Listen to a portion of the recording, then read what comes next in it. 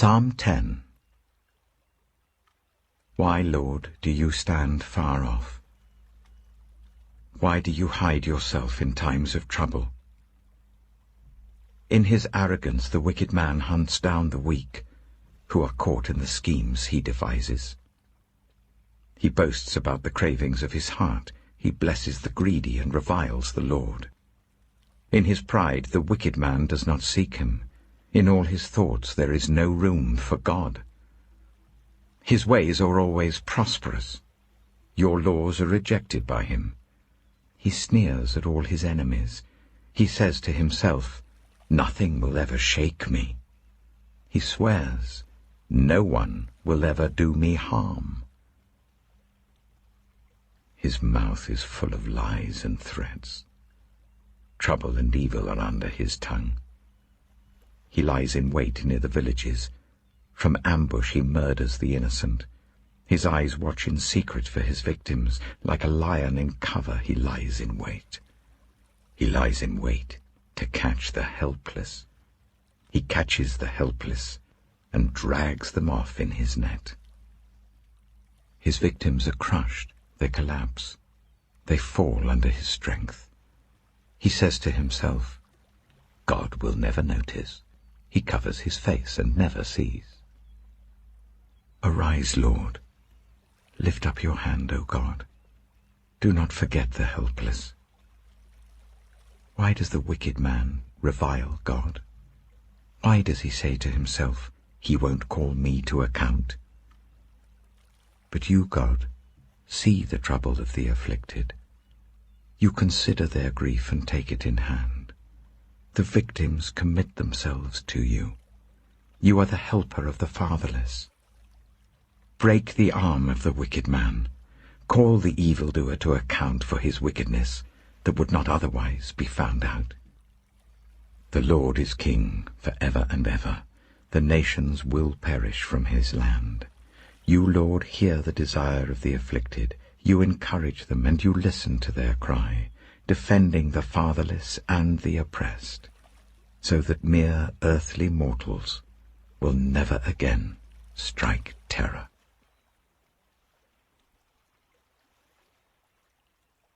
Proverbs chapter 10. The Proverbs of Solomon. A wise son brings joy to his father, but a foolish son brings grief to his mother.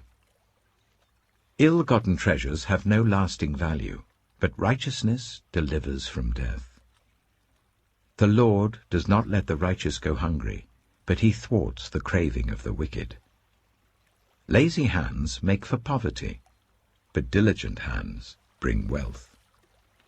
He who gathers crops in summer is a prudent son, but he who sleeps during harvest is a disgraceful son. Blessings crown the head of the righteous, but violence overwhelms the mouth of the wicked. The name of the righteous is used in blessings, but the name of the wicked will rot. The wise in heart accept commands, but a chattering fool comes to ruin. Whoever walks in integrity walks securely, but whoever takes crooked paths will be found out. Whoever winks maliciously causes grief, and a chattering fool comes to ruin. The mouth of the righteous is a fountain of life, but the mouth of the wicked conceals violence. Hatred stirs up conflict, but love covers over all wrongs. Wisdom is found on the lips of the discerning, but a rod is for the back of one who has no sense.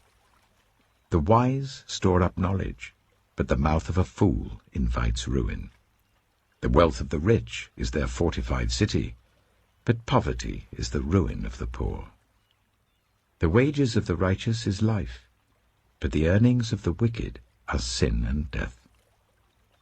Whoever heeds discipline shows the way to life, but whoever ignores correction leads others astray.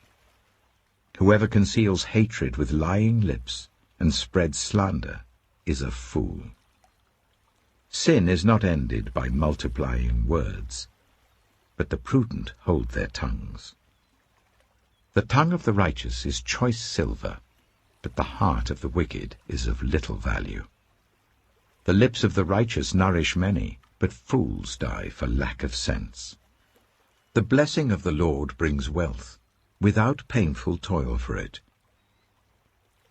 A fool finds pleasure in wicked schemes, but a person of understanding delights in wisdom. What the wicked dread will overtake them. What the righteous desire will be granted. When the storm has swept by, the wicked are gone, but the righteous stand firm forever. As vinegar to the teeth and smoke to the eyes, so are sluggards to those who send them. The fear of the Lord adds length to life, but the years of the wicked are cut short.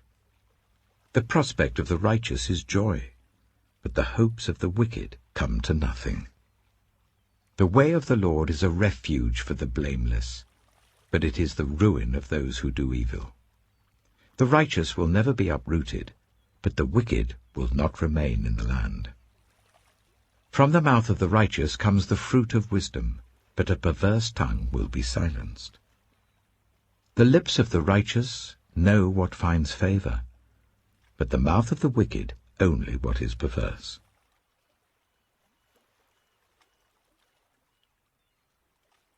Matthew chapter 10. Jesus called his 12 disciples to him and gave them authority to drive out impure spirits and to heal every disease and illness. These are the names of the 12 apostles. First, Simon, who is called Peter, and his brother Andrew. James, son of Zebedee, and his brother John. Philip and Bartholomew. Thomas and Matthew the tax collector. James, son of Alphaeus and Thaddeus. Simon the Zealot, and Judas Iscariot, who betrayed him. These 12 Jesus sent out with the following instructions.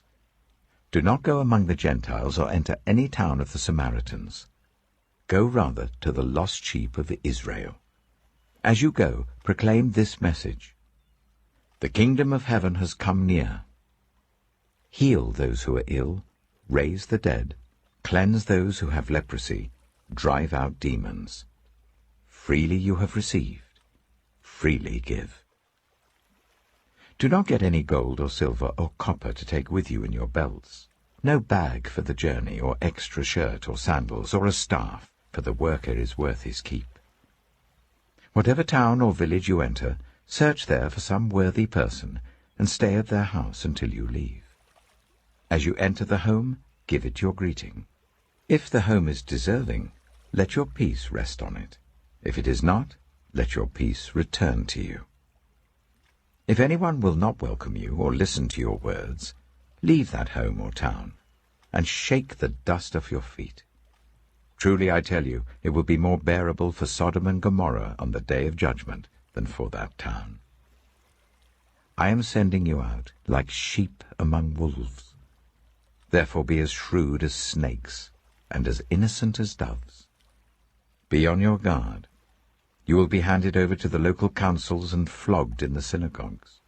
On my account, you will be brought before governors and kings as witnesses to them and to the Gentiles.